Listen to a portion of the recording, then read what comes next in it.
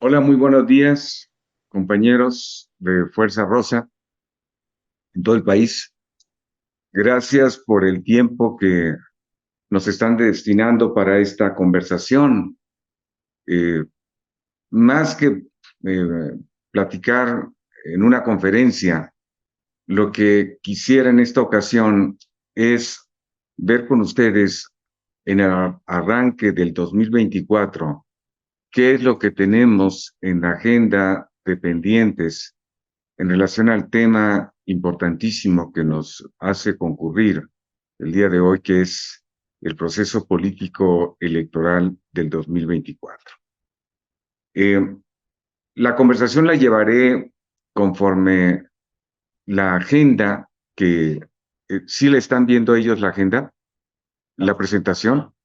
La podemos poner la presentación para que nos sirva de guía, para que la conversación no sea en el vacío y tengan que estar tomando nota, más bien para guiar los términos de la charla. Voy a usar esta presentación, no la voy a seguir al pie de la letra, sino es solo una guía de conceptos y desde luego la pondré a la consideración de ustedes a través de las organizaciones de Fuerza Rosa. A ver, eh, la plática se llama Programa y Estrategia de Capacitación 2024. Es programa porque lo que tenemos por delante es un conjunto de acciones, lo que tenemos por delante como sociedad y ustedes como organizaciones, un conjunto de acciones que tienen objetivos específicos. El principal seguramente es que derivado de su participación se pueda incidir en el resultado de la elección y podamos ganar la elección, déjenme decirlo así, para la sociedad, no para el Estado o para el gobierno o para el partido del Estado y del gobierno en este momento, porque el Estado somos todos. Entonces, vamos a hablar de un programa y vamos a hablar de una estrategia, porque en la competitividad político-electoral, el elemento más importante, como lo define Joseph Napolitan, que es el decano, el fundador de la consultoría política en el mundo, el elemento más estratégico, más definitivo para el resultado de un proceso electoral es la estrategia. Es el elemento número uno del proceso. Entonces, vamos a hablar de programa, vamos a hablar de estrategia y vamos a hablar de cómo capacitarnos para este propósito. Bien. Eh, Llevaré un diálogo un tanto circular sobre los diferentes temas y cómo se van conectando. Empezaré por comentar con ustedes aspectos de análisis, los objetivos de este programa y estrategia, el contexto en donde nos estamos moviendo, la formación ciudadana para la participación en el proceso, la estrategia o los elementos de estrategia de los que estoy hablando, cómo generar un esquema de competitividad electoral a lo largo de los 5 meses de este año, en qué hay que capacitar para esto, para este propósito, y cómo tendremos que aterrizar este conjunto de conceptos en acciones específicas a realizar en todo el país para todos los procesos electorales, de manera que generemos la competitividad política y de manera importante, determinante para el resultado es la participación ciudadana. Entendida no solo como un acto de buena fe, sino como un ejercicio deliberado, estratégico de competitividad. Entonces vamos pues a conducir la conversación.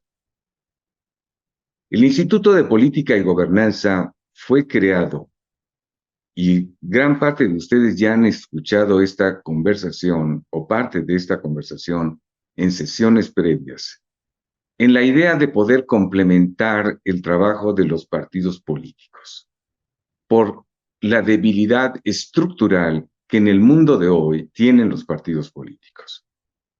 El cambio de era, como diría Antonio Sola, la entrada a la digitalización y la sociedad del conocimiento dejó de lado, por falta de capacidad para entender las circunstancias del cambio, a los intermediarios de la sociedad, que son los partidos políticos. Los partidos políticos se quedaron en el concepto del siglo pasado, en términos de ser franquicias de acceso al poder, sin tener los instrumentos que les permitan incidir de una manera determinante en el entendimiento de la ciudadanía acerca de sus condiciones y de sus posibilidades en la nueva sociedad que está surgiendo, que se está desarrollando.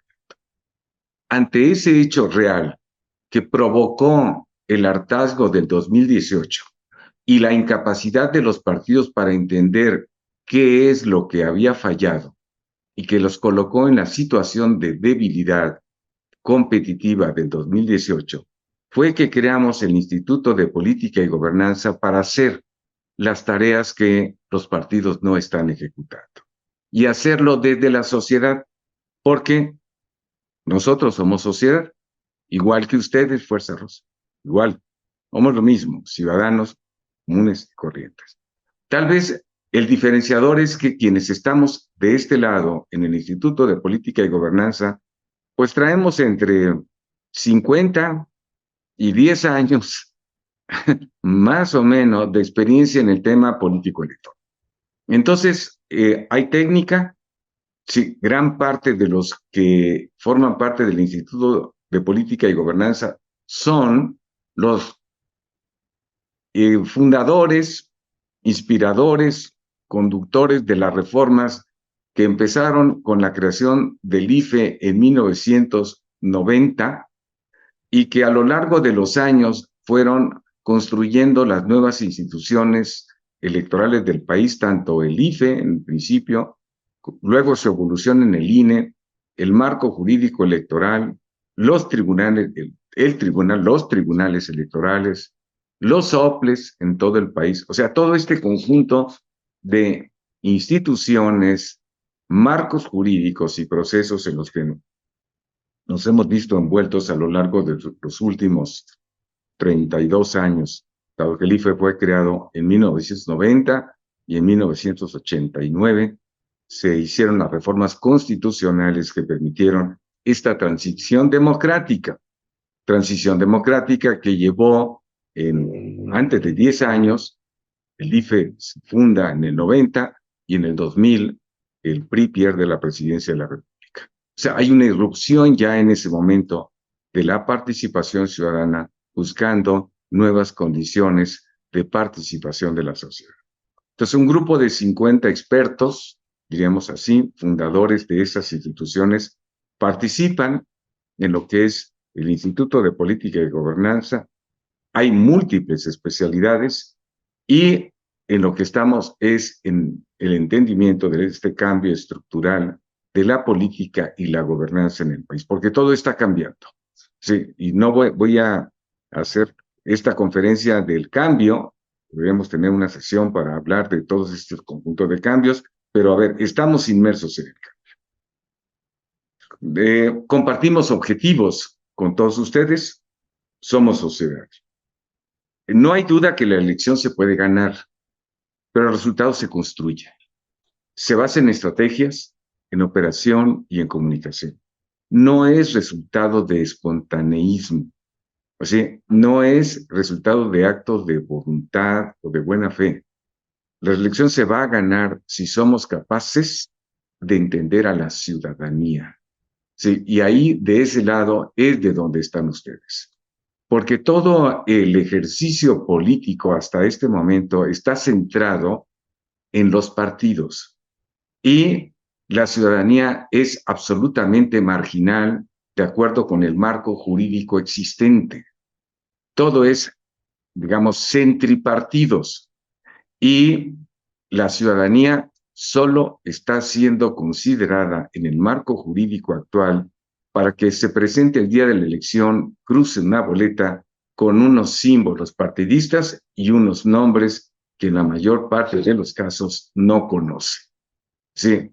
Y derivado también de la evolución, todo construido a partir de algo que llamamos llamaremos marketing político, que no es más que el resultado de el manejo de grupos de enfoque, de encuestas y de publicidad colocada en los medios, en el conjunto de medios, para transmitir un mensaje que no necesariamente refleja lo que la ciudadanía quiere y necesita, sino refleja los intereses de los partidos políticos y de sus liderazgos.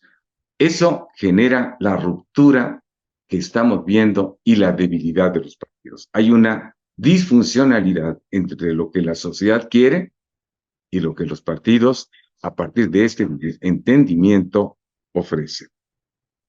Nuestras propuestas estratégicas del IPG tienen que ver con que Xóchitl no gana sola. Se tiene que trabajar con los más de 20,000 candidatos existentes. La elección se tendrá que ganar de abajo hacia arriba. O sea, hay que ganar primero los ayuntamientos, hay que ganar arriba las diputaciones locales, las federales, las senadurías, las gobernaturas que están en proceso, luego la elección presidencial. Porque los adversarios en este momento, la 4T, vienen de arriba para abajo. O sea, hay un fenómeno que es el congelamiento, diría yo, de la 4T. La 4T se quedó en el modelo político del PRI de los 60, 70 del siglo pasado. Si hubiera algo que se llamara arqueología política, seguramente los arqueólogos estarían estudiando cómo funcionaba el más viejo PRI, el de los 60, 70, y encontraríamos las mismas prácticas un poco más eficientes de carácter clientelar, utilizando los instrumentos tecnológicos. Pero la conceptualización de una figura central, que es el presidente, en este caso a su vez el líder del partido, es exactamente la misma que la que teníamos en los 60, 70 del siglo pasado. Entonces, ¿cómo se va a generar la competitividad? De abajo para arriba. ¿Por qué? Porque evidentemente en el modelo de gestión política de la 4T, de abajo para arriba y seleccionados los candidatos mediante tómbola, la ineficacia y la ineficiencia es evidente en todo el país, sin los instrumentos de propaganda que tiene la 4T en el ámbito federal. Trabajaremos, y aquí empieza parte de la conceptualización estratégica, sobre 300 territorios.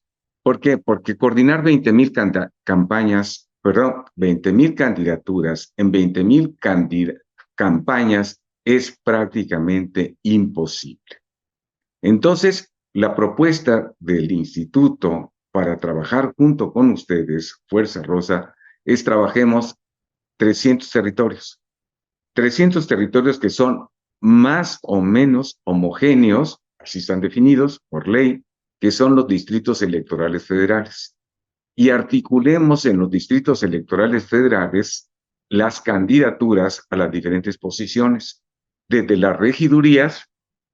Los diferentes ayuntamientos tienen diferentes cabildos, en donde hay desde 4, 5 regidores hasta 12 o 15 regidores en otros lados. El hecho es que traemos cerca de 14,500 regidores en el país, más 5,000 candidaturas adicionales de presidentes municipales, de diputados locales, diputados federales, senadores, etcétera. Y son 20,000 propietarios. Hay que considerar adicionalmente los 20,000 suplentes. Entonces, el trabajo proponemos hacerlo en 300 territorios y algo importantísimo, hay que hacer competir dinero, que es lo que trae la 4T, contra talento, contra inteligencia y política y contra utilización intensiva de la tecnología, como parte del modelo de cambio al que nos tendrá que llevar la nueva gobernanza que tendrá que estar vigente en el país precisamente como resultado del triunfo electoral a partir del 25. Y algo que es importantísimo, la nueva comunicación digital interactiva. Esto, como lo hemos conversado ya en otras ocasiones con ustedes, en un trabajo con la sociedad civil que requiere necesariamente una capacitación intensiva multifinalitaria, una instrumentación tecnológica y una asignación de responsabilidades por programas. No puede ser solo el efecto de la participación de la sociedad una acción espontánea, sino que tiene que ser una acción organizada en donde ustedes, los que me están escuchando en este momento, que los veo como los liderazgos en el país de la sociedad, van a tener que tomar roles específicos, tanto en las unidades de campaña distritales como eventualmente en unidades de campaña municipales, en aquellos casos donde los municipios tienen más de 2 distritos electorales federales, o unidades de campaña estatales que sean articuladoras de las campañas de las unidades distritales y eventualmente, como ya lo he empezado a conversar con México Unido, la posibilidad de contar con una unidad nacional de campaña que haga el ejercicio articulador de todo este esfuerzo de participación de la sociedad. Ahora bien, en parte, la debilidad de la participación de la sociedad tiene que ver con el hecho de que quienes participan no están capacitados. O sea, hay el interés de participar, es decir, la expresión de aplicar tiempo y eventualmente recursos a eso, pero no hay procesos de capacitación y no lo hay porque hasta ahora el marco jurídico no lo ha provocado, ¿sí? O sea, todo el herramental jurídico disponible está orientado hacia los partidos, no hacia la ciudadanía. O sea, también los organismos electorales quedaron rebasados. ¿Por qué? Por el cambio de era. ¿Y por qué?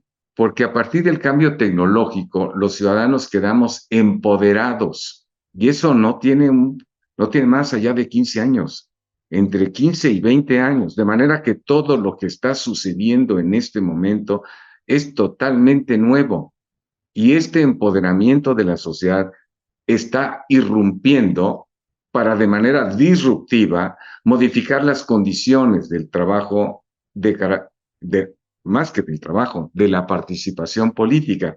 Y entonces hemos encontrado que el Instituto de Política y Gobernanza está empezando a jugar el papel que debieron haber jugado los partidos si los partidos hubieran entendido que la ciudadanía estaba demandando su participación más allá de las burocracias y los liderazgos convencionales de los partidos.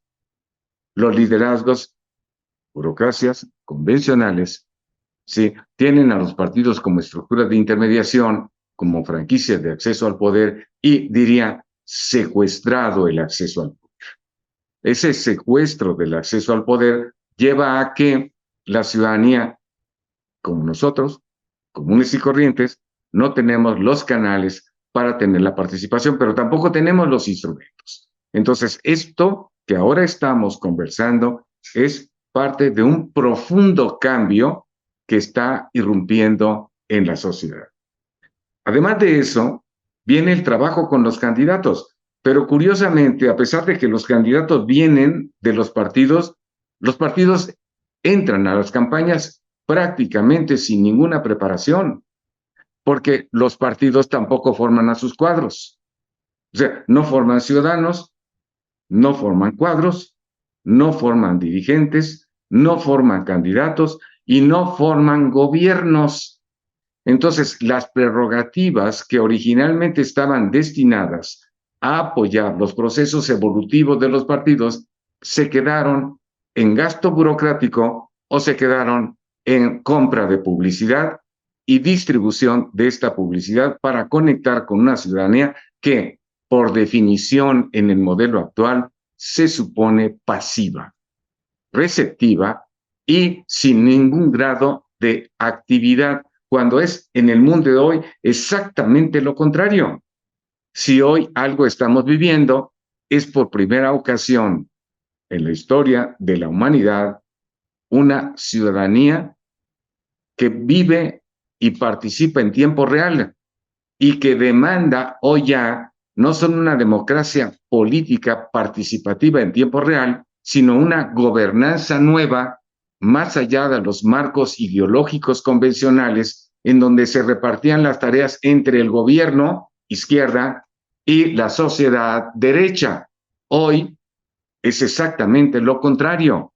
Hoy no es posible pensar en soluciones que no integren a la sociedad junto a la gestión gubernamental para enfrentar todos los retos de la evolución del recurso más valioso que tiene que la sociedad, que es su propio talento. Entonces, las burocracias no tienen las capacidades. Cito al personaje que habla de que con un 90% de lealtad y un 10% de conocimiento se resuelve, y vean los desastres que estamos viviendo. Ok, entonces el trabajo con los candidatos también es parte de lo que tenemos que enfrentar, y hay que no solamente pensar en términos de formación con los candidatos, sino del aterrizaje de esto en unidades territoriales de campaña, como lo estamos conversando, de programas de innovación, de un programa de operación política vinculada a la sociedad que le vamos a llamar Apúntate, y que conversaremos ahora con ustedes, y algo que estamos proponiendo, que es un lema de campaña o de campañas para proponer a los candidatos a la sociedad, que se llamaría Vota por ti. O sea, no votes por una marca, no es suficiente que votes por una marca partidista, no es suficiente que votes por un candidato, vota por ti, vota por lo tuyo. ¿Por qué? Porque en esta sociedad democrática del siglo XXI, el individuo es el activo más importante. Rápidamente, estamos a 5 meses de la elección, en un momento de definiciones del país, no solo del país, sino de la vida de los ciudadanos, y nos es evidente que no podemos confiar nuestro proyecto personal a los políticos tradicionales, a esos intermediarios definidos como burócratas o políticos, en cuyas manos ponemos nuestro proyecto de futuro y que hasta ahora hemos estimado que tienen las capacidades para resolver. Es evidente que no la tienen, ¿sí? Y siendo evidente que no tienen las capacidades, entonces tenemos que ir a buscar en la sociedad el talento para resolver. La participación ciudadana, entonces, no solo consiste en votar, ¿sí? Lo que estamos definiendo, que es lo nuestro, no podemos confiárselo en un momento de crisis partidista solo a los políticos que tenemos. No les da la capacidad. No les da en el nivel municipal, no les da en el nivel estatal y no les da en el nivel nacional. No debe ser que burócratas decidan en función de sus intereses, sus agendas y sus ambiciones el futuro de todos. Lamentablemente, eso es lo que está pasando.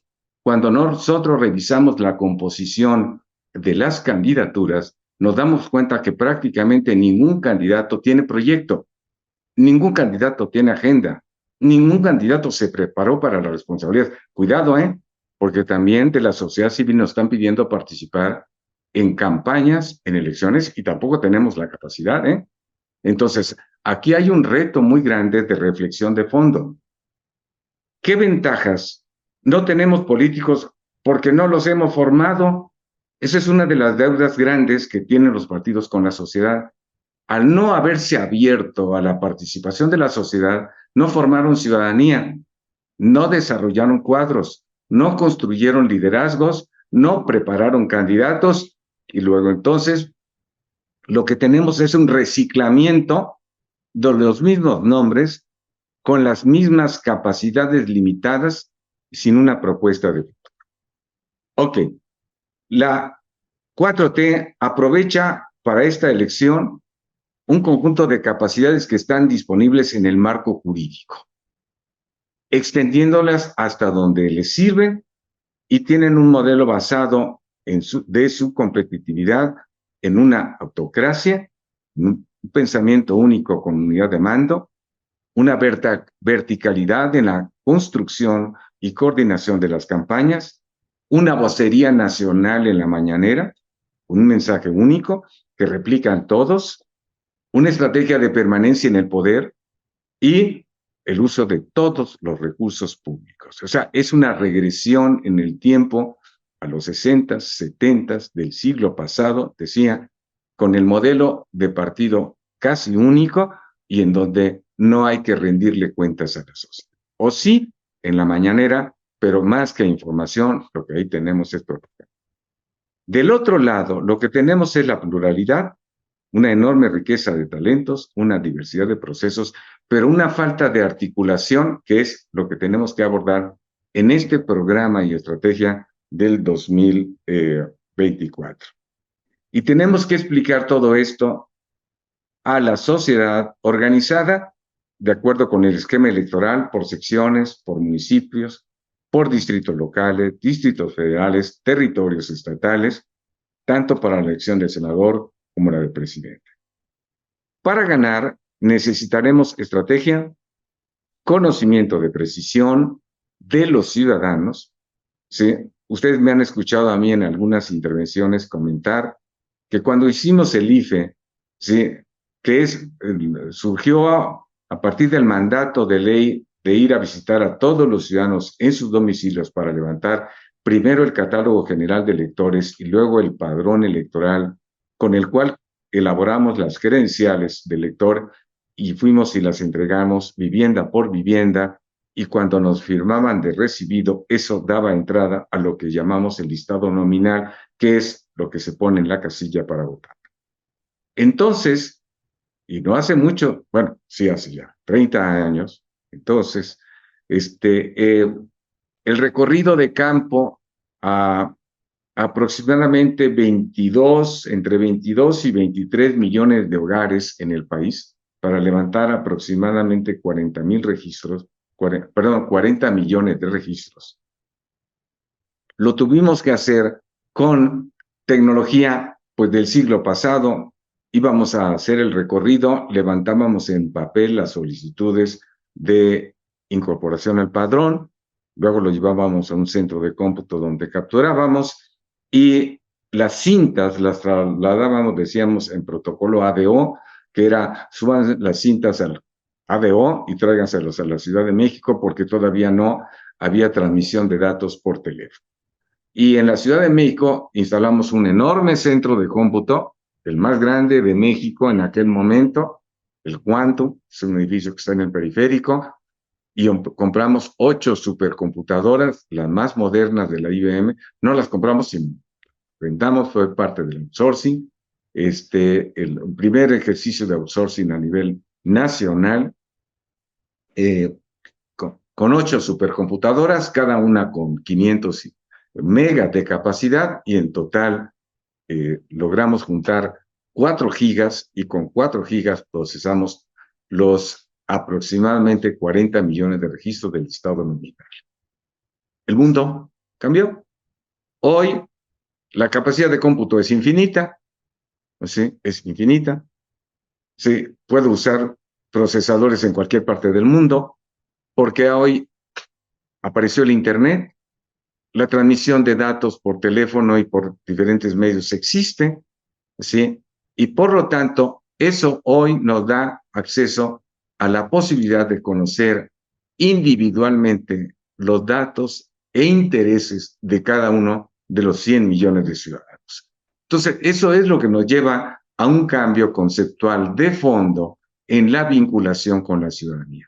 Sí, es importante utilizar los métodos de investigación, grupos de enfoque y encuestas, pero para el trabajo político deberíamos de poder aprovechar la capacidad de proceso para vincularnos individualmente con cada uno de los ciudadanos y entender desde la perspectiva, como dice también Antonio Sola, el metro cuadrado que rodea a cada uno de los ciudadanos, que es lo que los define. Estamos entonces también en un tema ciudadano de instrumentación tecnológica, de construcción de mensajes en medio de la heterogeneidad que nos representa esta sociedad de 130 millones de habitantes y 100 millones de ciudadanos, con esquemas de coordinación político múltiples, es decir, precisamente por la riqueza de la ciudadanía, con esquemas de organización de lo más diverso por intereses y por causas, para poder canalizar estas capacidades de la sociedad, con vinculación digital, porque eso es el mundo de hoy, ¿sí? Con un nuevo modelo de comunicación que trasciende en gran medida el templete, el meeting, ¿sí? Los medios de comunicación como la radio y la televisión, y que hoy hacen de las redes digitales la moderna plaza pública en donde se debaten por miles, ¿sí? Decenas de miles o millones los temas que importan a la sociedad. Y desde ahí construir también los nuevos modelos de participación. ¿En dónde estamos en el hoy para este proceso de programa y capacitación? En la necesidad de implementar un proceso complejo político, y aquí quiero poner el énfasis porque de esta magnitud es el ejercicio que tenemos que realizar, en donde haremos la elección más compleja de todos los tiempos políticos del país. Cuando en la mañanera se aborda los temas de las 3 etapas previas, da la impresión de que Morelos se movió en un espacio político como el de hoy, o que Juárez se trasladaba por supercarreteras para hacer los recorridos en el país, o que Madero llegó a la Ciudad de México en avión, en un DC-9, ¿no?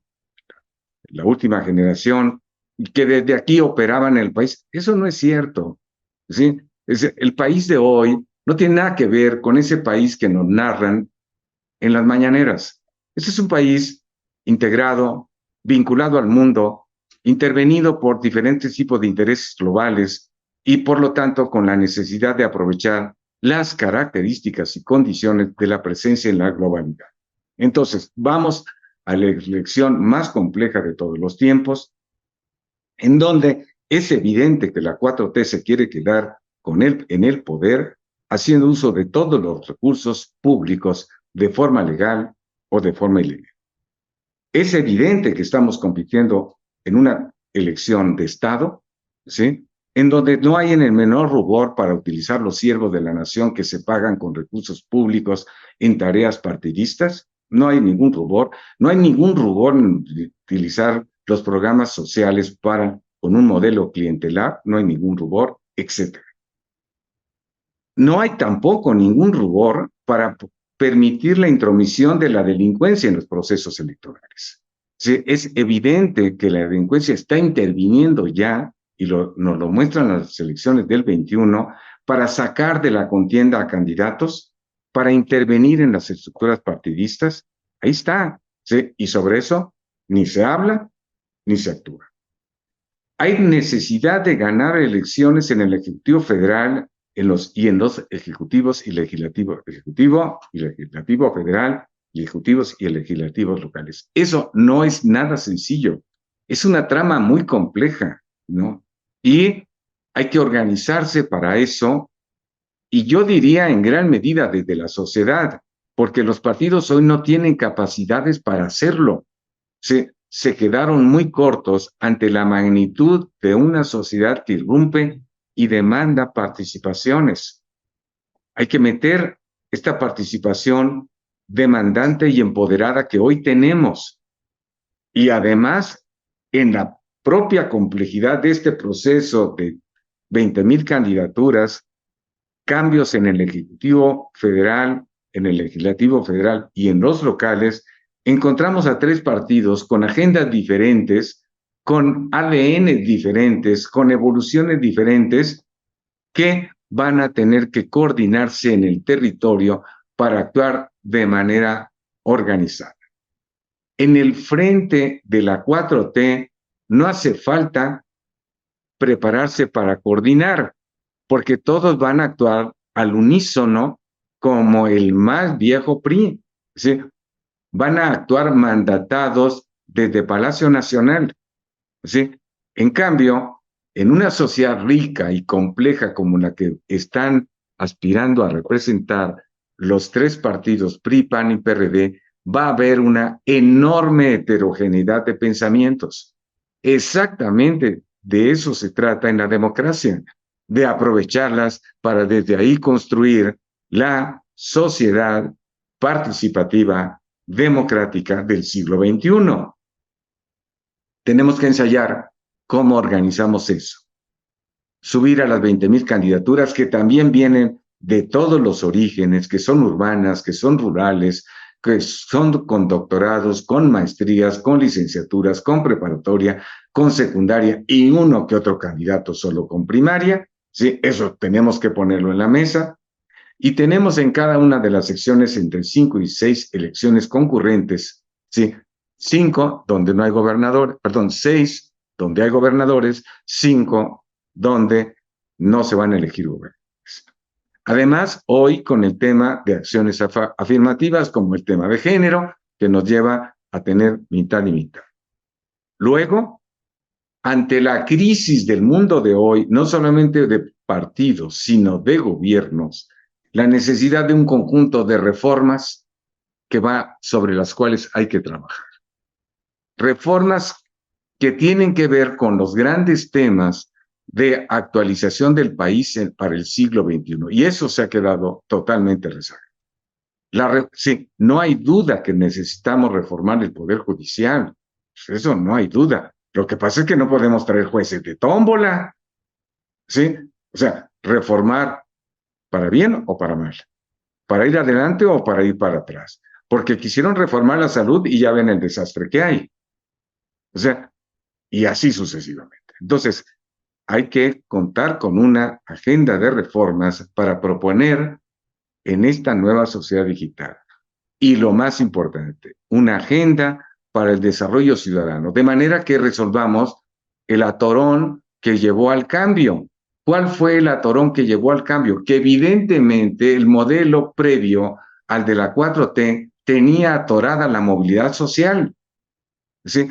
Habíamos dejado de convertir en prioritario el desarrollo del capital humano, el desarrollo humano del país. Y entonces lo que imperaba, lo que determinaba, era el manejo de los grandes indicadores macroeconómicos, ¿sí? En el modelo con el cual estábamos moviéndonos. A ver, pero en el de ahora igual, ¿eh? ¿Sí? Seguimos sin molestarnos por hacer las reformas en la educación, que son las que pueden permitir el desarrollo de la movilidad de los individuos. Si eso no está, si no habilitamos por la vía educativa, por la vía del conocimiento, por la vía de la organización a la sociedad, pues no hay movilidad. En todo caso, hay que prepararnos para seguir dando subsidios a lo largo del tiempo, porque precisamente el individuo capacitado es lo que nos va a dar la posibilidad de crear valor, y lo que permite crear valor es lo que permite hacer los cambios estructurales. O sea, nada que ver con el modelo de continuidad que está proponiendo hacia adelante la 4T. O sea, el segundo piso de la 4T nos lleva a cancelar las capacidades de la sociedad, de la ciudadanía, para su ascenso social. Y además, en este momento, que irrumpe también las reelecciones.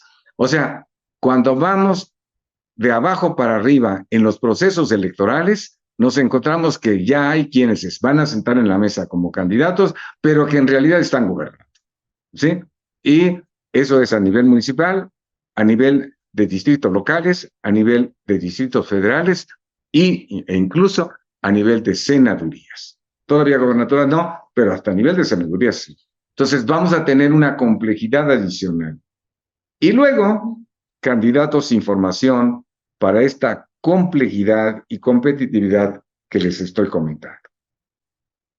Si a estos objetivos a alcanzar, a enfrentar, le agregamos también el contexto complejo, entonces estamos en una situación sumamente difícil. Programas clientelares, ya lo toqué, estructuras gubernamentales metidas a la elección de Estado con intervención de la delincuencia, partido de Estado utilizando recursos públicos legal e ilegalmente, crisis en el sistema partidista, o sea, incapacidad para entender esto y actuar, que estamos hablando, y actuar en consecuencia, múltiples elecciones, riesgo de retroceso democrático, sociedad temerosa e insegura ante lo que le está pasando, debilidad de candidaturas y polarización de los procesos electorales. Bueno, entonces, ahora sí, en este entorno vamos a entrar a programar para la capacitación ciudadana. A 5 meses de la elección, con 20 semanas de tareas participativas, con partidos que no están preparados para la nueva competencia de campañas, ante la necesidad de dar un conjunto de temas de capacitación y un reto de ampliación de la participación ciudadana.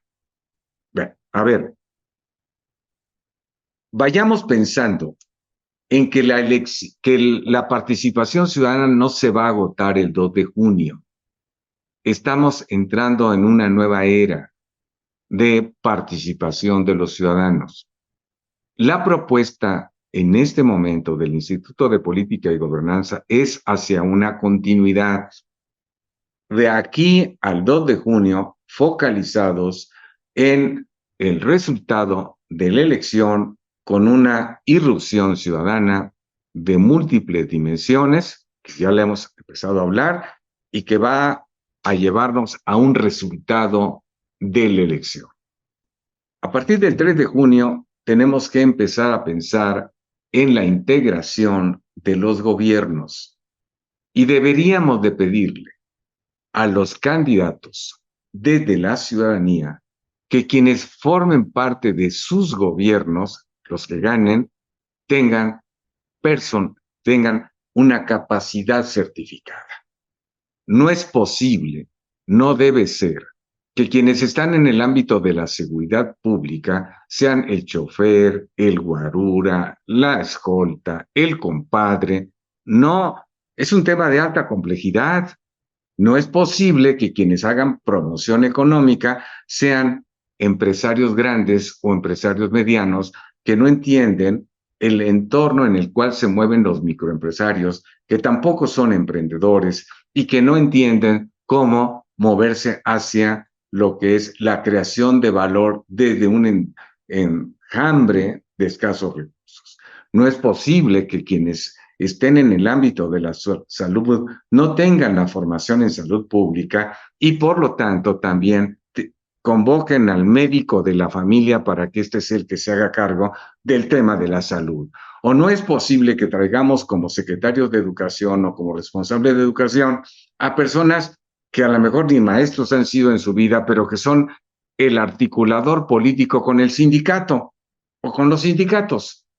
No, o sea, la ciudadanía tiene desde ahora que empezar a exigirle a los candidatos que se comprometan a que entre el 3 de junio y el día último de diciembre del 2024 le van a presentar a los ciudadanos las certificaciones en las habilidades gubernamentales de aquellos que están colocando en los cargos de responsabilidad.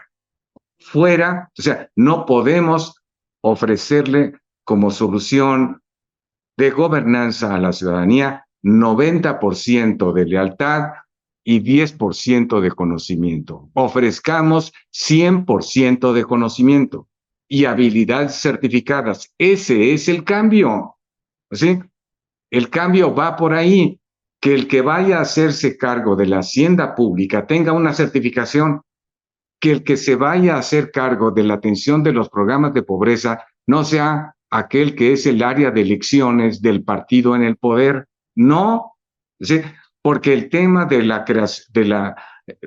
la solución de los temas de pobreza es un tema estructural y eso tiene que ver con la creación de valor para poderlo distribuir, no en la distribución solamente de subsidios, correcto.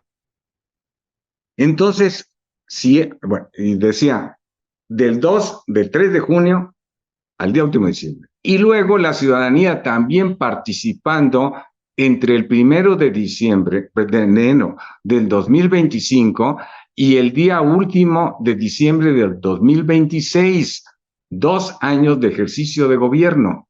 ¿Por qué? Porque la ciudadanía debe auditar las capacidades de gobernanza.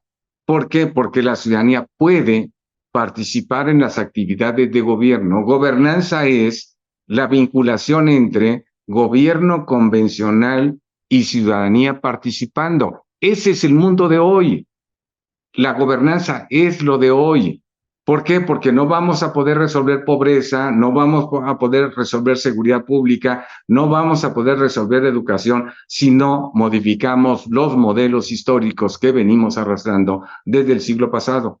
La realidad es que en la transición democrática que hemos iniciado en el país a partir de el 90-91 con la creación del IFE y el ascenso del PAN y la izquierda en el país a partir del año 2000, siguen siendo los mismos programas los que están funcionando en el país. Bueno, ya no, porque ahora se convirtieron en asignaciones directas de recursos para los esquemas clientelares, pero hasta antes de eso, los programas con los cuales funcionaban los gobiernos eran los mismos definidos desde la Secretaría de Hacienda y eran mecanismos de compensación porque la distribución de los recursos hacendaria colocaba el 80% del recurso en el ámbito del gobierno federal y el 20% en el ámbito de los gobiernos locales. A todas luces, injusta la distribución, pero en un partido hegemónico no le movían,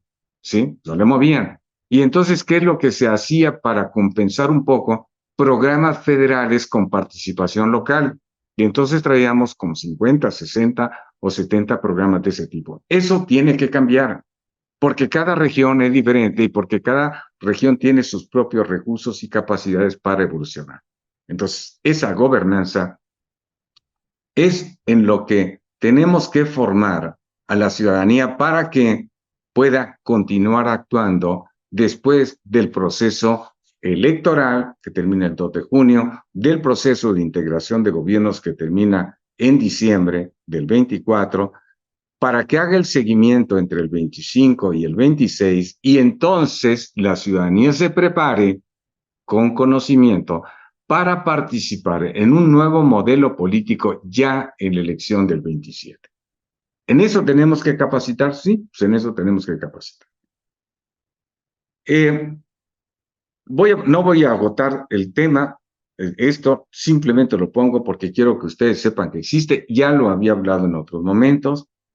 Joseph Napolitan, que es el pionero de la consultoría política en el mundo, que es norteamericano, fue el primer consultor político en los Estados Unidos y vivió para allá por los 50, 40, 50 del siglo pasado. Escribió un documento que está en Internet, se llama Las 100 cosas que he aprendido como asesor de campañas, y pone siempre, o puso entonces, el tema de que la estrategia es el factor individual más importante en la campaña. Eso lo hemos adoptado nosotros. A toda esta complejidad que me referí hace un momento, ¿sí? La única manera de entrarle es con un esquema estratégico que tiene que bordar por los límites disponibles de toda esta complejidad entendida como circunstancias, como estructuras, como marcos jurídicos, como aspiraciones, como coyunturas, como todo lo que nos está en este momento determinando. Entonces, central en el tema es la estrategia, ¿sí? Y yo quisiera trabajar en esto con ustedes, con Fuerza Rosa, para que podamos tener una presencia que esté articulada a este conjunto de circunstancias. Ese será, y yo creo que en la ciudadanía, en ustedes, en los que he estado tratando, hay el talento para hacerlo. O sea, he encontrado muy buena fe, pero muy poco conocimiento. Y esto no es un asunto solo de buena fe. O sea, hay una disponibilidad para utilizar sus tiempos, sus recursos, para participar, pero no saben cómo. Entonces, hay que empezar por construir de manera conjunta la estrategia. No va a ser la misma estrategia para cada uno de los 300 territorios de campaña, porque no es lo mismo ir a competir en el área metropolitana de la Ciudad de México, en la delegación Benito Juárez, por decirles algo, con un perfil sociodemográfico propio, que es la delegación Álvaro Obregón, o en el municipio de Tlanepantla, o en el municipio de Catepec, o en el municipio de Tijuana, o en cualquiera de los territorios del estado de Oaxaca. En cada lugar, las condiciones de sociedad, de cuadros, de demandas, de intereses en juego es diferente. Y la estrategia ganadora, sí, siendo la estrategia el factor individual, como nos dice Napolitan, más importante, tiene que ser definido en el territorio y tiene que ser definido con información y con conocimiento. Entonces, la estrategia es el factor más individual más importante, desde luego, y ahí nos va apuntando otras cosas que son importantes que reflexionemos como parte de la estrategia. Las encuestas son importantes, pero cuidado con ellas, ¿eh? Son mediciones, no pronósticos, ¿sí? Nosotros las usamos como pronóstico, es un error. Son mediciones y no necesariamente son certeras, porque en gran medida, ¿sí? Están definidos los resultados por la manera como se pregunta, con el orden en el que se pregunta. A ver, ustedes están escuchando un partido que dice que es segunda fuerza y en la mitad de las secciones electorales del país no alcanza el 3%, ¿sí? O sea, si no alcanza el 3%, que es el número de referencia para mantener el registro de un partido, y no los alcanza en una sección, pues no existe. Entonces, ¿cómo que eres la segunda fuerza y en la elección del 21, en más de la mitad de las secciones del país, no tenías el 3%? O platícame cómo hiciste la encuesta, cómo hiciste la pregunta y cómo llegaste al resultado. Porque por lo mismo estamos encontrando en las encuestas de la 4T. Sí, el 60% me aprueba, no me digas así. Y a ver, platícame dónde quedaron los 50 millones de ciudadanos que perdieron el registro popular. O platícame qué están opinando del gobierno la población que está azotada por la delincuencia. O platícame qué está sucediendo con el modelo de atención educativa que traemos y cuál es la expectativa que tienen los ciudadanos comunes y corrientes que no tienen para pagar educación privada respecto del futuro que tienen sus hijos si no tienen acceso a las tecnologías, etcétera, etcétera. Entonces, cuidado con las encuestas. A ver, y no es lo mismo, no es endosable el nivel de aprobación del presidente con la evaluación del gobierno y con la intención del voto. Son tres cosas totalmente diferentes que para efectos nuestros las extrapolamos. Entonces, ¿qué es lo que hay que hacer? Incorporar expertos, vincular expertos, abrir el debate democrático y hacer los análisis correspondientes y desde ahí construir con la sociedad todo lo que tiene que venir. Específicamente en las estrategias nuestras, tenemos el tema 1, me refiero a lo anterior, enseguida necesitamos una estrategia que compartan todos, ciudadanos, candidatos y partidos. Es decir, no puede ser que la estrategia solo la tenga las dirigencias en el ámbito nacional. ¿Sí? No. Y tampoco los candidatos. Yo les diría que los de 20,000 candidatos que hay, el 95% probablemente no tiene la capacidad para armar la estrategia. Va a ir a una campaña inercial. Le va a preguntar, sabemos, los que hemos andado en esto, y tengo yo 50 años en esto, sabemos que le va a ir a preguntar al compadre, a la señora, al amigo, al que ya pasó por la elección, ¿cómo le hace? ¿Qué es lo que tiene que hacer? Y pues le va a decir, oye, compadre, pues pon carteleras. Ah, ok. O pon pasacalles. Ok. O regala utilitarios, sí. Y no le va a decir el compadre, porque no ha tenido necesidad hasta ahora de hacerlo. Oye, hay que preguntarle a los ciudadanos qué quieren, ¿eh? Oye, hay que tomar las causas de ellos, ¿eh? Eso no se lo van a decir, porque la lectura de las campañas es una lectura de la oferta, no de la demanda. Y el mundo de hoy está en una lectura de la demanda. Lo que necesitamos es conectar con el interés de cada uno. Si no vamos a conectar con el interés de cada uno, no se va a ganar la elección. Ese es el cambio.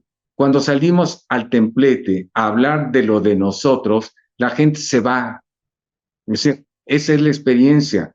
igual que apaga la televisión cuando estamos hablando de lo de nosotros, e igual que se sale de la red, del mensaje de la red, cuando estamos hablando de lo de nosotros. ¿Y qué quiere decir lo de nosotros?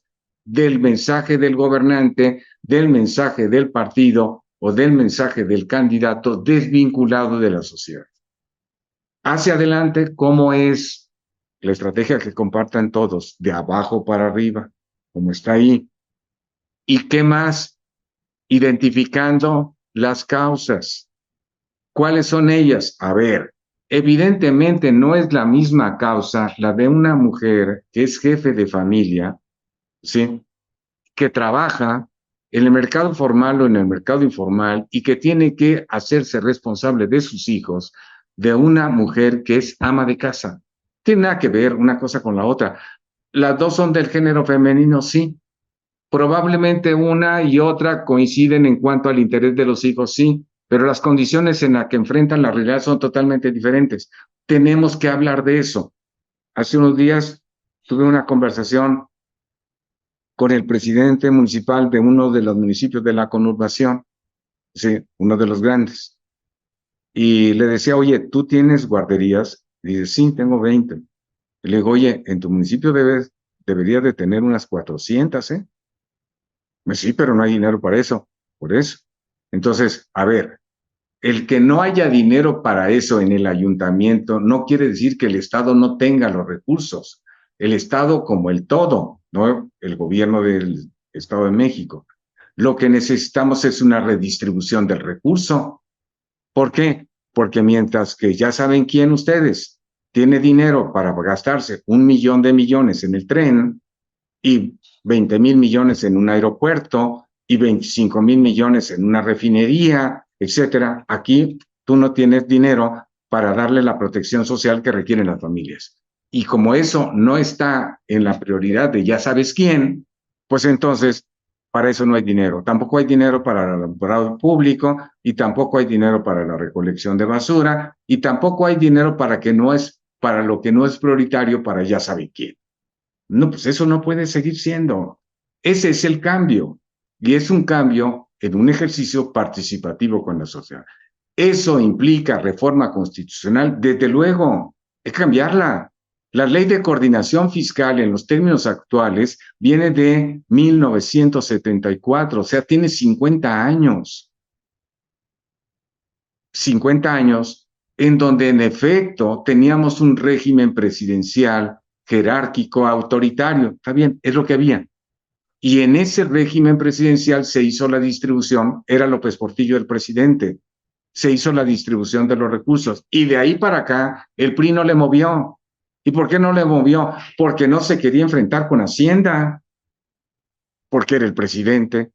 Y de ahí para acá, pues tampoco le siguieron moviendo. Y menos ahora, ¿no? En donde el secretario de Hacienda va y le pregunta al presidente cómo ejerce el gasto, partida por partida, y le quita aquí, ponle acá, súbele acá. O sea, así funciona.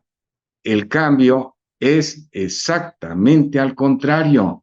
Es definamos las prioridades y hagamos una reforma hacendaria que empiece por repartir 30-70, 60-40 y eventualmente, no que sea para mañana, podamos tener como parte de esa reforma hacendaria una distribución de gasto. Ok, ¿eso implica meter a la sociedad? Sí. O sea, ¿los partidos lo van a hacer? No. ¿Por qué? Porque no está en su agenda de intereses. ¿Sí? Porque la agenda de intereses de los políticos, de los partidos, no están en la transformación educativa. Pregunten cuántos de ellos tienen sus hijos en la escuela pública. Ninguno. ¿Sí? O sea, hágase la voluntad de Dios en los bueyes de mi compadre, ¿no? O sea, entonces hay que cambiar eso.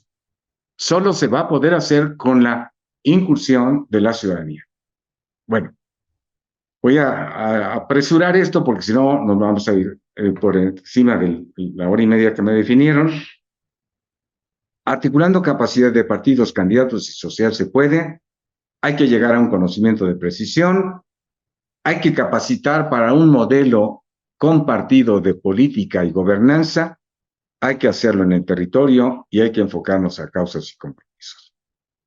En el Instituto de Política y Gobernanza hemos estado trabajando en un conjunto de cambios para generar innovación y competitividad digital.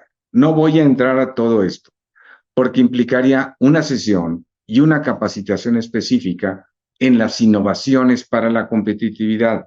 Pero déjenme poner una nada más, la número 3, entendimiento de la sociedad. Se requiere conocer y entender a la sociedad para el mundo de hoy y para sus expectativas hacia adelante. En cada territorio hay una ADN social. En cada territorio hay una diferenciación en cuanto a las características sociodemográficas. ¿Y por qué definimos un concepto como el ADN? Porque el ADN está compuesto por un conjunto de variables que tienen, unos me entenderán, yo creo que todos ustedes, un conjunto de variables con un conjunto de coeficientes en las variables. Y la variable es el ingreso, la variable es la educación, la variable son las comunicaciones, la variable es la salud, etcétera, etcétera.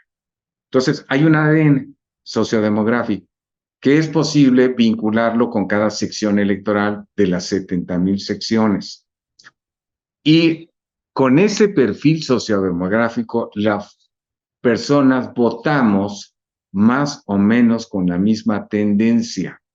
Es muy posible que una sección electoral donde la población está recibiendo un 70, 80% subsidios, vote de una manera. ¿Y por qué? Pues porque se requieren de acuerdo con el modelo de asistencia social que se generó en este sexenio. Ya tenemos es muy posible prever los posibles comportamientos. Pero hay otras secciones en las cuales la población no está recibiendo o está recibiendo marginalmente apoyos y va a comportarse de otra manera, tiene otro tipo de expectativas. A ver, ya saben quién presupone que este es un país en pobreza. Y presupone, porque lo dice en la mañanera, que lleva a 20 de los 32 millones de hogares. Presupone que con los subsidios que entrega en cada uno de esos 20 millones de hogares, tiene el apoyo por lo menos del 60% de la población. Y presupone que esos apoyos en 20 millones de hogares le tienen garantizada la elección. Esto no es así. Primero, porque no es cierto que llega a 20 millones de hogares, porque no es cierto que la distribución es lineal, no es cierto que llega un subsidio a cada hogar. Hay hogares donde llegan 4 o 5 subsidios, ¿sí? Hay grupos que ya no están trabajando porque viven con los 4 o 5 subsidios que reciben. 2 de adultos mayores, 1 de jóvenes, 1 de discapacitados y otro de programas de bienestar, ¿no? El punto es que en mi modesta apreciación no están llegando arriba de 7,5 millones de hogares. Y si están llegando a 7,5 millones de hogares, están llegando a aproximadamente entre 15 y 18 millones de electores. Ese es el voto duro de la 4T. No son el 60%. Yo lo he escuchado en la mañanera suponer que si van a votar 65 millones de electores, trae arriba de 50 millones de votos. Eso no es posible. Eso no es cierto. ¿Sí? Pero si yo utilizo solo los datos de las encuestas, sí llego a esa conclusión. Pero no es así. Tan no es así que la elección del 21 me demuestra que Morena tuvo 16 millones de votos y el PRI y el PAN tuvieron 16 millones de votos. Entonces, ¿de dónde van a salirme, ¿sí?, los otros millones de votos? ¿Sí? En una elección presidencial, pues es imposible. Bueno, pero de todos modos, así, para quien no conoce del tema o se va con la finta de estas cosas, es posible que en este momento ya tengan ganada la elección. Eso no es posible. Pero si yo entiendo a la sociedad, entonces me voy a dar cuenta de algo que es importantísimo en lo que estamos nosotros trabajando, y por eso es la capacitación. Nos vamos a dar cuenta que este es un país de clases medias.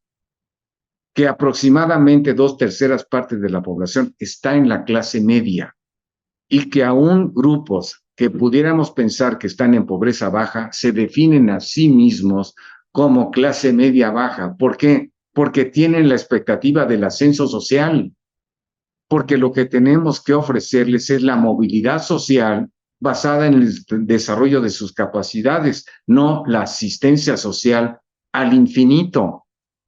Entonces, lo que el Estado mexicano, o sea, todos, tenemos que propiciar entre todos es la construcción de una gobernanza democrática participativa para permitir el ascenso social.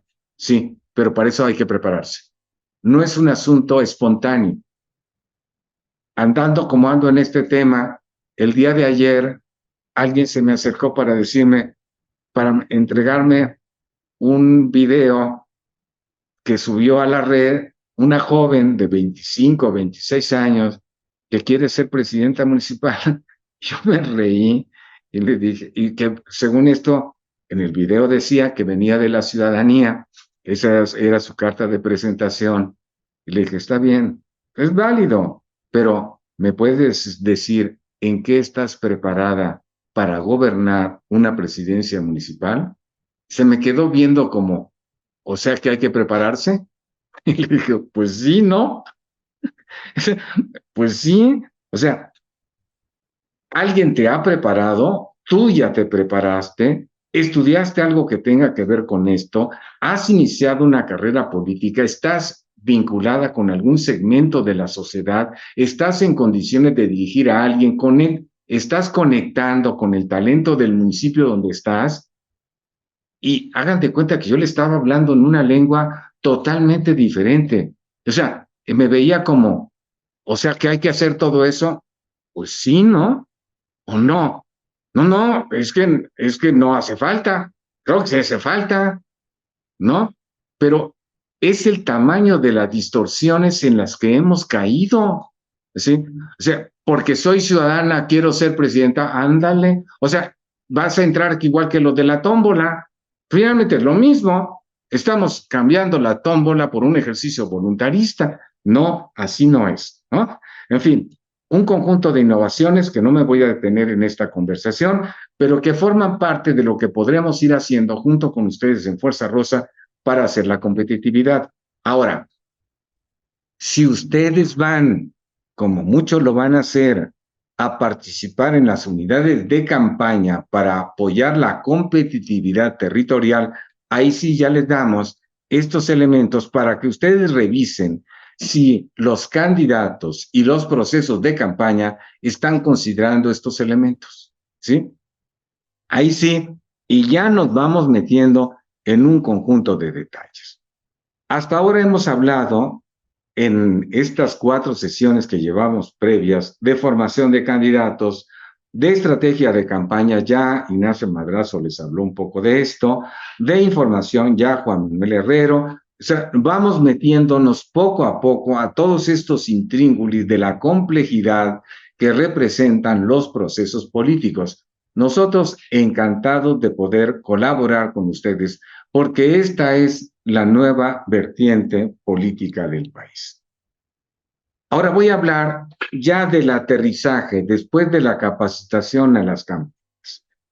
O sea, ustedes me han escuchado comentar en diferentes momentos que me parece increíble que los partidos políticos no se preparen para obtener el voto.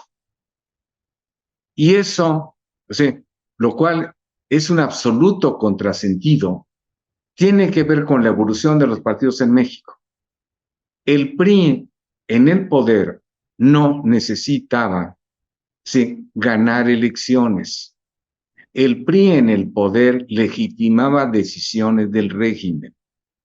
Y por lo tanto, en su modelo de partido único, como llegó hasta aproximadamente la mitad de los 70, cuando aparecen los diputados de representación proporcional desde los partidos, no tenía competencia. Por lo tanto, entonces iba a la elección poco a muestrear el candidato e hacía eventos de templete, mítines, donde el candidato se daba un baño de pueblo, ¿sí? Mandaba su mensaje, la población lo escuchaba, evidentemente no le entendía, o alcanzaba a captar un 10% del mensaje, había mantas en los templetes o a un lado de los templetes, y eso era una campaña electoral. Llegamos al grado de que incluso López Portillo hizo campaña como candidato único. ¿Sí? ¿Por qué? Porque no traía oposición, con un voto hubiera ganado. Bueno, ese modelo ya desapareció, eso ya no existe. Es decir, entre los 70s, ¿sí? Con Ruiz Heroles, secretario de Gobernación, y las reformas entonces, y los 90s se da una transición que en el 90, ¿sí? Después de la crisis del 88, de la caída del sistema, da la entrada al IFE primero, al INE y luego a todas las reformas electorales. Pero los partidos, igual que ya saben quién, que se quedó congelado en el pasado antes de que cayera la cortina de hierro, desapareciera la Unión Soviética, los 68eros que éramos nosotros andábamos pensando que Castro iba por una democracia, sí, socialismo democrático, etcétera, etcétera. Ese se quedó congelado allá. Luego en el futuro vimos que no, nada de eso se dio, ¿sí? ¿Sí? No hubo tal democracia. Cayó la cortina de hierro. El comunismo fracasó, etcétera, etcétera. Todo eso que sucedió después de esas épocas, acá no lo vieron. Increíble. Bueno, pues también los partidos se quedaron congelados. Los partidos tienen un modelo de organización que no considera la participación en elecciones. No hacen trabajo continuo de investigación, no hacen trabajo de formación de candidatos, no hacen trabajo de evaluación de gobiernos. Ninguno, ¿eh? Ninguno. Por lo tanto, no hacen trabajo de preparación de campañas. Ninguno. ¿Y qué hacen entonces? Lo tercerizan. ¿Cómo es eso? Sí, se lo dan a publicistas. Sí, se lo dan a empresas que les hagan la investigación de la sociedad y se lo dan a empresas que les hagan la publicidad y compran los servicios de publicidad porque traen dinero, ¿sí? Porque traen prerrogativas y porque traen dinero para gasto de campaña. O sea, no traen dinero, bueno, sí, hay un 3% de recursos especiales, pero lo usan para otras cosas. O sea, no hay un trabajo de fondo, de entendimiento de la sociedad, como le comentaba hace un momento, y de diseño de campañas. Entonces, sí, vamos a una elección en donde en el modelo tradicional histórico de la 4T es una elección de Estado, con los recursos del gobierno metidos al proceso político y recogiendo candidatos de donde se pueda, reciclando desde todos los partidos que por el hecho de pasar por la 4T se convierten de corruptos en honestos, de incapaces en capaces, por decisión de la marca en la cual se están subiendo. Porque la realidad es que todo lo que traen, todo, viene del PAN, viene del PRI y viene del PRD. Pues si no, ¿de dónde lo sacaron? ¿Sí? No llegaron de Marte, no acaban de empezar, no, son personajes que todos traen la marca desde el origen, pues es cuestión de verle, ¿no? Y entonces todo eso amalgamado nos lleva a un mix que solo lo puede articular la persona del líder hasta donde ve y de programa hasta donde le diga, no le cambien ni una coma, ¿eh? No le vayan a cambiar, porque me descomponen el diseño. ¿Por qué? Porque no se trata de hacer un ejercicio democrático participativo, sino se trata de que ejecuten lo que les estoy diciendo. Tuve el privilegio, porque lo pedí y me lo concedieron, de haber vivido 3 años en Cuba, entre el 85 y el 88. Y tuve, digo el privilegio, porque se dio la oportunidad de que mi jefe de entonces, que era el ex secretario de Gobernación, Enrique Olivares Santana, fuese como embajador a Cuba. Y me dijo, Wong, ¿no quiere usted acompañarme. Le digo, sí, maestro, sí quiero. Y me dice, pero ¿por qué tanto entusiasmo? Y le digo, ¿sabe qué, maestro? Es que este año se cumplen 25 años de la llegada de Fidel a La Habana con el movimiento revolucionario triunfante. Quiero saber qué pasó. Porque en el 68 nosotros estábamos ilusionados con esto. Quiero saber qué pasó. Me dijo, pues véngase pues, vamos. Y estuve del 85 al 88, tuve también el privilegio que me dio la vida de darme cuenta de la caída de la glasnost, de la perestroika en la Unión Soviética, de la caída del muro de Berlín, o sea, de que se destruyó todo ese modelo construido en la Guerra Fría o para la Guerra Fría, que significó el fracaso de las burocracias. Bueno, en esa Cuba que yo vi en las conferencias de Fidel, me encontraba algo parecido a lo que veo hoy en las mañaneras. Qué curioso. Sí, sentados junto a Fidel, participando en los enormes discursos de Fidel, militares a cargo de todas las funciones del Estado. ¿Sí? Cuando yo veo, allá saben quién, parado en la mañanera, disertando, y 4, 5 o 6 militares, vestidos de militares, a cargo de funciones de seguridad, de funciones de salud, de funciones de infraestructura, de funciones de comunicaciones, es exactamente el mismo cuadro, la misma foto que yo vi entre 85 y 88, hace 40 años, en Cuba, ¿sí? Y lo que encontré entonces es que ya ese régimen tenía 25 años en el poder y no se iba a mover, ¿eh? Y no se ha movido. Ya tienen más de 60 años en el poder y no se han movido. Y no se quieren mover, ¿eh? Y aparentemente la culpa la tienen los Estados Unidos. Yo fui consejero comercial y económico. No es cierto, ¿eh? No es cierto. Es decir, porque ahí entran productos de todo el mundo, hasta los norteamericanos dándole la vuelta por Canadá, o dándole la vuelta por América, o dándole la vuelta por Europa. No, es el régimen político. Y cuando por el otro lado también, en relación a la perspectiva de hace 50 años, me doy cuenta que el partido comunista más grande del mundo, que es el partido chino, comunista más grande del mundo, conduce la economía capitalista más grande del mundo.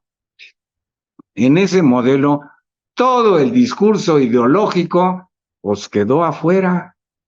Estamos hablando de otra cosa. El mundo de hoy es de otra cosa. ¿Y por qué lo pueden hacer? Porque lograron incorporar a la sociedad.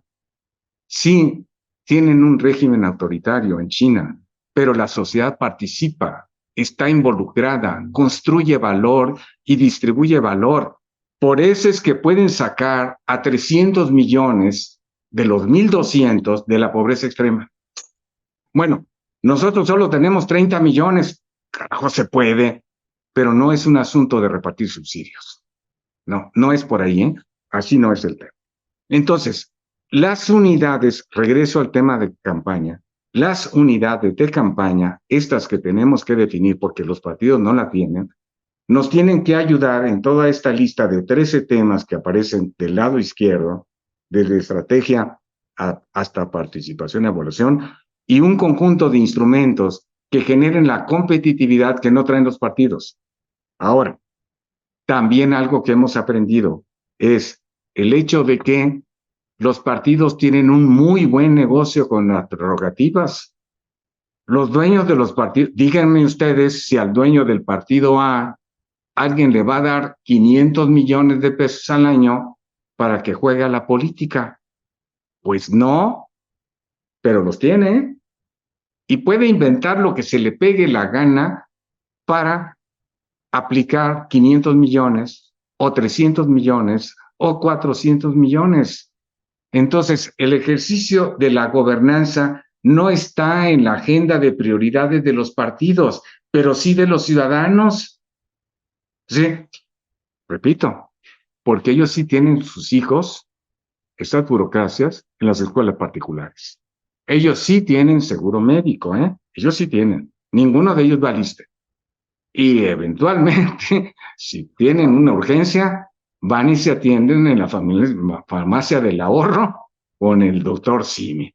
Que eso no es más que la privatización de la atención de primer contacto de la salud. O sea, díganle, pónganle como quieran, pero es que ante el anacronismo de los instrumentos nos hemos quedado cortos. Las campañas tienen que abordar eso. Las campañas no solamente se trata de hacer el trabajo de carácter electoral, sino se trata de abordar eso. Sigo adelante. Aquí tenemos un calendario que estaremos revisando con ustedes, de manera que estemos en condiciones de arrancar 60 unidades de campaña distrital por semana a partir del día 8. Y vamos a abrir, ¿y por qué 60? Porque necesitamos montar 300 antes del día 15 de febrero. Ok, entonces 60 por semana. Michoacán requerirá 11. Vamos muy adelantados en Michoacán, ya concertando localmente con las organizaciones de la sociedad de Michoacán. Ya se han tenido varias pláticas y muy probablemente ellos puedan estar presentes ahí. Estamos hablando de hacer lo mismo con la sección, con las unidades de campaña del Estado de México. Son 40 y en Sinaloa probablemente también podamos empezar. Enseguida iremos a Veracruz, que tiene 19 unidades de campaña, CDMX, que tiene 22, Sonora, que tiene 7, y Morelos, que si mal no recuerdo, tiene 5 o tiene 6. El punto es que estamos intentando agrupar 60 aproximadamente unidades de campaña distritales para ahí hacer el agrupamiento de las candidaturas desde regidores para arriba. O sea, regidores, candidatos a presidentes, a diputados locales, y que queden envueltas en una metodología. Si no lo hacemos nosotros, ustedes, Fuerza Rosa, y nosotros, IPG, nadie lo va a hacer. ¿Por qué? Porque los partidos con trabajos están preparados para articular sus candidatos. La experiencia del 21 nos muestra que los candidatos del PRI no querían ir a las oficinas del PAN, no se coordinaban. Los del PRD hasta hace poco tenían en los estatutos que nada con el PRI. Hasta hace poco, los del PRD estaban igual que los del MC de hoy, con el PRI ni a la esquina, ¿no? Así andaban, hace no menos de unos 6 años. O sea, articulamos. ¿Qué capacidad hay para articular candidatos de marcas diferentes, de colores diferentes? Ninguna. Entonces, ¿qué es lo que nos tiene que permitir articularnos? Las candidaturas, la sociedad organizada, las causas de la sociedad, el trabajo territorial y una metodología de carácter conjunta. Por ahí vamos. Finalmente, esta es la última lámina ya y me callo. ¿Qué tenemos para la participación ciudadana? Necesitamos procesos de convocatoria, recopilación, identificación de los intereses de los ciudadanos y sus organizaciones, la capacitación para los procesos de los intereses, organización del trabajo con la sociedad, plataformas para la instrumentación tecnológica, integración de programas ciudadanos específicos y continuidad de actividades emitidas. ¿Para qué programas? 1, importantísimo, organización de la sociedad. ¿Sí? Nosotros tenemos que contribuir a que la sociedad se organice.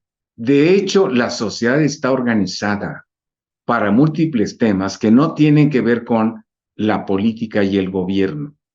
La sociedad sí está organizada, o se organiza profesionalmente, o se organiza por la escuela, o se organiza académicamente, o se organiza de múltiples maneras, pero no ha estado organizada para el ámbito de la participación política y gubernamental, porque históricamente esta parte se veía muy compleja y se le encargaba a la intermediación de los partidos.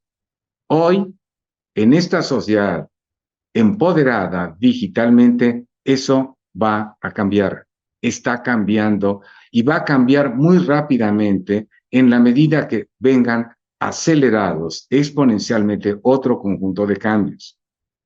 Apúntate es una propuesta de registro de causas que estamos haciendo para las campañas, de manera que en aquellos territorios en los cuales vaya a competir los partidos del frente con sus candidaturas, estén en condiciones de ir casa por casa a preguntarle a la ciudadanía lo que le es importante.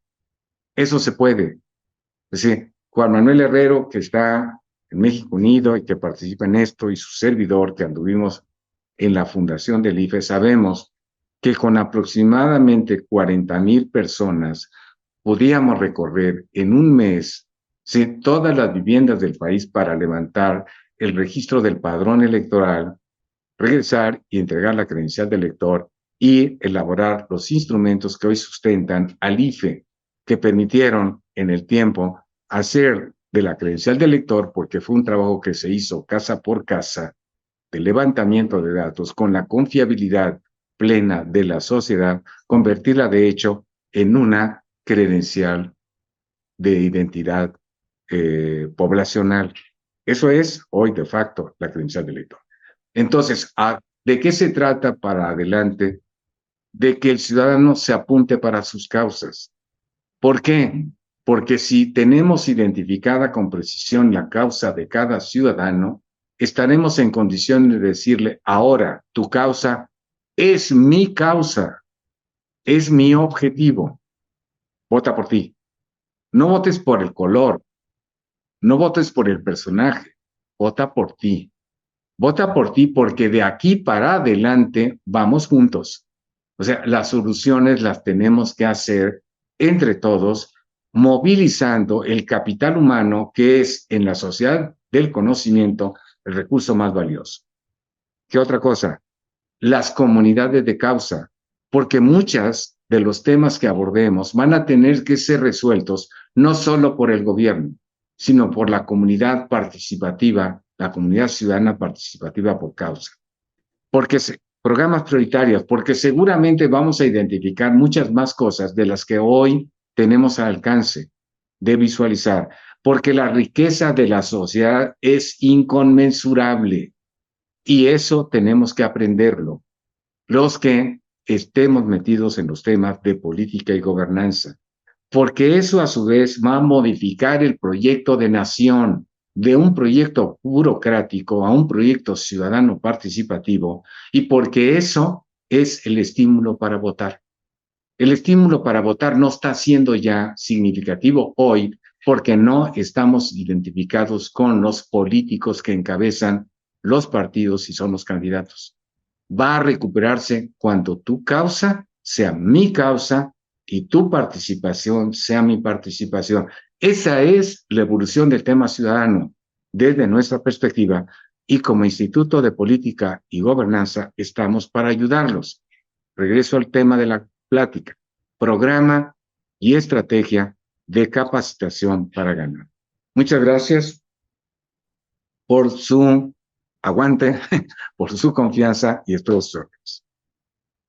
Muchas gracias a Roberto Wong por esta conferencia con el tema Programa y Estrategia de Capacitación 2024. Preguntas que han llegado. ¿Cómo lograr que realmente la sociedad marque el rumbo para un mejor país? Bueno, hoy la sociedad tiene múltiples maneras de expresarse, desde las expresiones individuales. Cuando decimos que estamos en una democracia digital hoy, con ciudadanos empoderados, es real. Tenemos que aprender a escucharla, a escucharnos como individuos, ¿sí? Y a escucharnos como organizaciones. Lo que está haciendo en este momento las diferentes organizaciones de la sociedad civil para participar en el 24 es el punto de arranque. Lamentablemente, los medios que tenemos para dar a conocer los puntos de vista tienen que ver casi esencialmente con redes sociales que están hechas para otro propósito. Es Twitter, el Facebook, el Instagram, TikTok, etc. tendremos que construir otros vehículos que nos permitan la expresión o desde la sociedad crear ventanillas de atención para que los ciudadanos puedan llegar directamente y podamos considerarlos. Hoy no está la puerta abierta todavía con toda la amplitud que se requiere, pero lamentablemente tampoco la de los partidos. De hecho, nos burlábamos de nosotros mismos hace algunos años cuando decíamos que si un ciudadano quería participar en la actividad pública, iba y tocaba la puerta de cada partido, se salía despavorido y asustado, ¿sí? No solamente no le hacían caso, no sabía qué ventanilla tocar. Ahora, sí, con ciudadanos cada vez más empoderados y participativos, pues una ventanilla, si hacemos lo que estamos hablando, son las propias organizaciones que convocan. Y muy probablemente las organizaciones van a tener que especializarse temáticamente y sin la necesidad de la formalización jurídica de un partido, surgirán expresiones de comunidades interesadas en temas a las cuales deberíamos de poder escuchar. En el Instituto de Política y Gobernanza deberíamos de tener la capacidad para escuchar a esa sociedad que quiere participar y incorporarlos. No me van a dejar mentir, pero la pasada sesión, alguien que estuvo participando estaba muy insistentemente queriendo ser tomada en cuenta, a lo mejor me está escuchando ahorita, y bueno, vi tal insistencia que me separé y agarré el teléfono y le llamé y le dije, oye, o sea, está bien, dime qué quieres.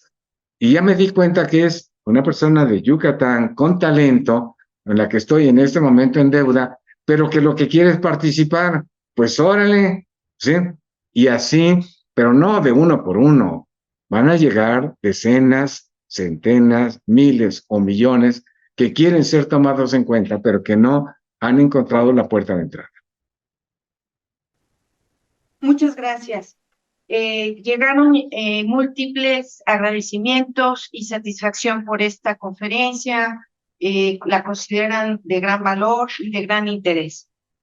Pregunta, ¿la capacitación propuesta es online o presencial? ¿Puede llevarse desde cualquier ciudad? ¿Qué costo tiene? Es online, ¿sí? Es imposible que la podamos llevar a todo el territorio. En el escenario que yo estoy presuponiendo que deberíamos de alcanzar, deberíamos de lograr la participación del orden de 1,000 ciudadanos en el mes de enero. Deberíamos de poder decuplicar, llegar a 10,000 en el mes de febrero. Si volvemos a multiplicar por 10 la convocatoria, 100,000 en el mes de marzo. Si volvemos a multiplicar por 10, podríamos estar en una participación ciudadana de 1,000,000. Y si volvemos a multiplicar por 10, en el mes de mayo podríamos andar alrededor de 10 millones. Con esa participación ciudadana, indudablemente se gana la elección.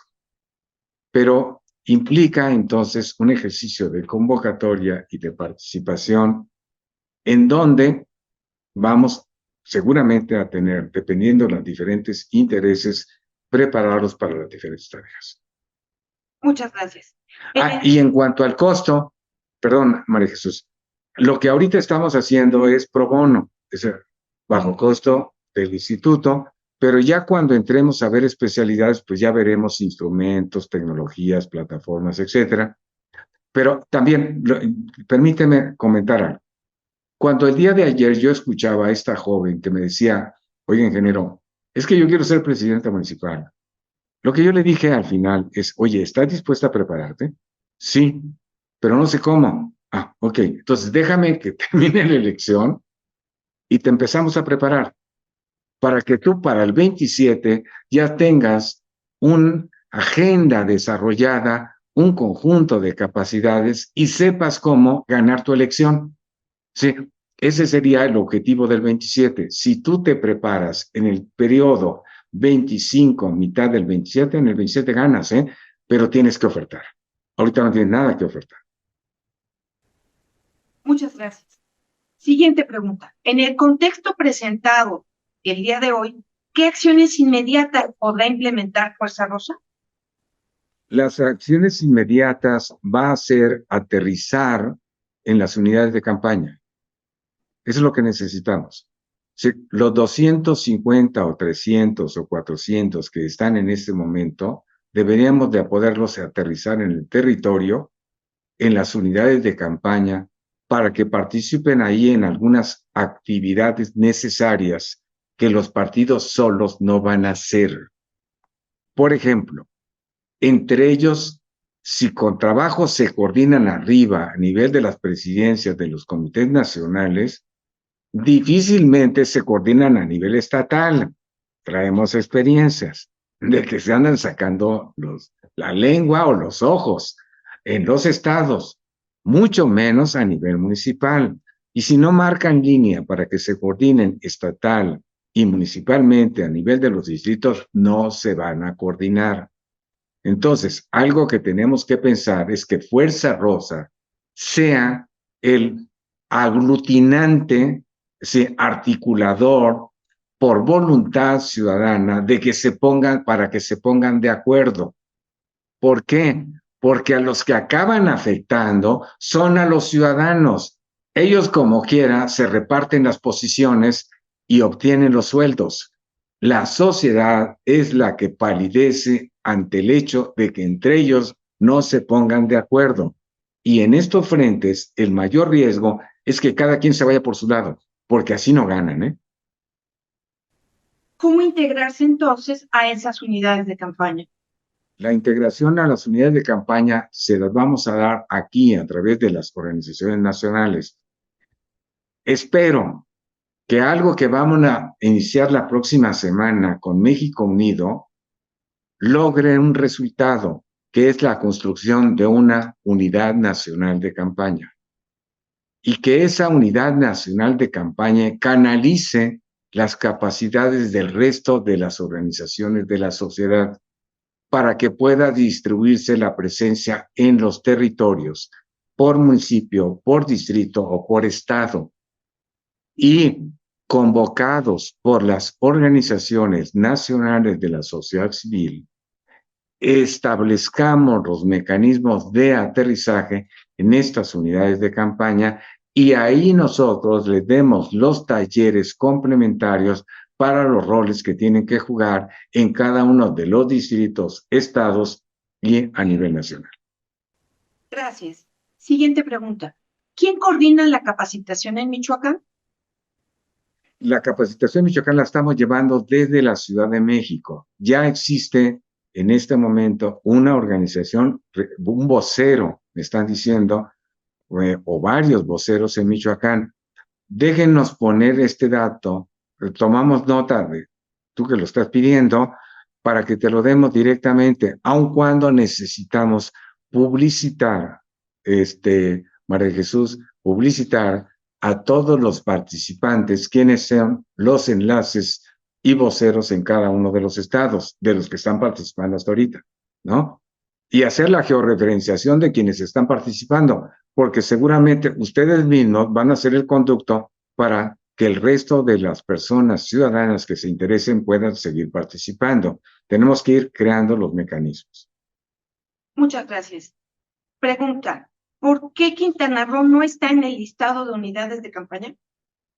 No, es que la lista que les presenté son los estados grandes. Todavía no tengo acomodados los estados chicos. Y es que este listado lo estaba haciendo cuando tuve que entrar a la sesión. Tengo que darles la lista completa con todas las entidades. ¿Qué podemos hacer este mes entonces como Fuerza Ciudadana? Este mes empezar a subirse, o sea, yo espero que de la sesión que tendremos el martes aquí con Denise, que me debe estar escuchando, y con Juan Carlos, que me debe estar escuchando, publiquemos, sí, las unidades de campaña, los voceros, para que empecemos a convocar en esas fechas que les establecí la creación de las unidades de campaña en cada una de las cabeceras distritales. Tendremos que ver si tenemos presencia ciudadana en todas las cabeceras distritales, en las 300. Y si sí los tenemos, entonces publiquemos para que ahí se vaya construyendo el aglutinamiento, porque ya en el mes de enero tenemos que realizar un conjunto de tareas que tendrán que ver con la convocatoria. A ver, la razón por la que no empezamos antes es porque los partidos están atrasados en la definición de sus candidaturas. O sea, están llegando tarde a las candidaturas.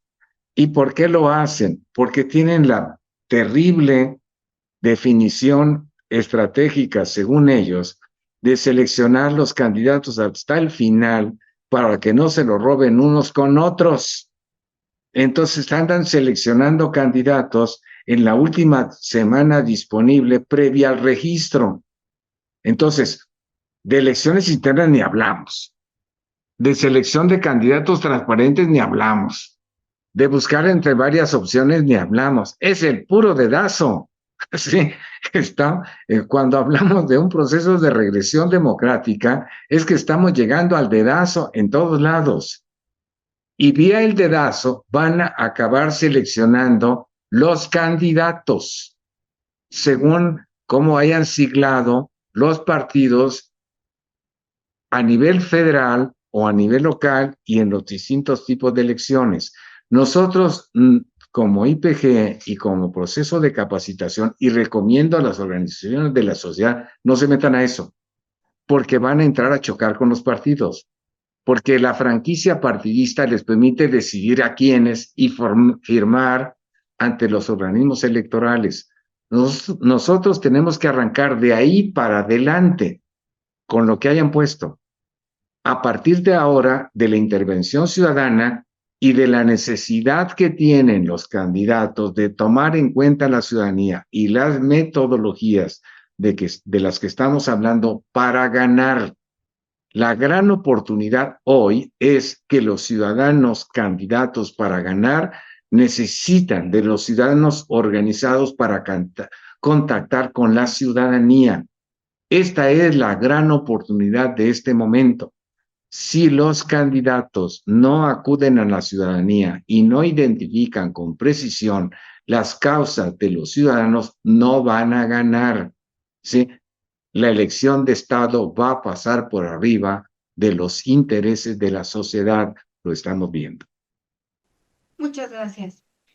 Preguntan, ¿cómo nos aseguramos que no está uno de 4T en este Zoom, ya que lo que se está tratando es nuestro plan de guerra? A ver, no me importa si están todos los de 4T en el Zoom. Lo que necesitamos es que también ellos evolucionen, que también ellos tengan un posicionamiento crítico, que también ellos se incorporen a la sociedad, que también ellos elaboren programa y propuesta, que también ellos consideren que el talento humano es el recurso más importante. ¿Por qué? Porque si no lo hacen, se van a quedar afuera, porque es una tendencia, ¿sí? Porque si en este momento nos damos cuenta que su discurso está basado en un solo mensaje, con un solo vocero, con un solo emisor y muchos ecos en todo el país, eso no aguanta en la sociedad de hoy. Podrán ganar algunas posiciones todavía en el 24, pero en el 27 ya no ganan, ¿eh? ¿Sí? Lo que necesitamos es que se desarrolle toda la sociedad, toda la sociedad, toda la ciudadanía, aún aquellos que hoy van a votar porque tienen acceso a recursos clientelares.